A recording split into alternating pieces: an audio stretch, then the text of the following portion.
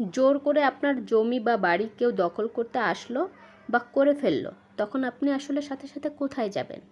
থানায় নাকি কোর্টে? এই বিষয়ে আমরা অনেক সময় বুঝে উঠতে পারি না যে আমরা আসলে আমাদের কি করা উচিত। আপনি যখন যে এলাকায় বসবাস করেন, যেটা আপনার নিজের এলাকা, সেখানে যে কোনো রকমের অন্যায়, অবিচার, অপ্রীতিকর কিছু হলে আপনার শুরুতেই থানায়ই যেতে হবে। আপনি আগে থানায় যাবেন, থানায় গিয়ে একটা জিডিও করতে পারেন, আবার একটা লিখিত আকারে অভিযোগও করতে পারেন। যদি আপনি লিখিত আকারে অভিযোগটি করেন, তাহলে থানার যে ওসি সাথে সাথে আপনাকে একজন ইনভেস্টিগেশন অফিসার পাঠাবেন, যে আপনার সাথে সাথে গিয়ে বিষয়টা বোঝার চেষ্টা করবে।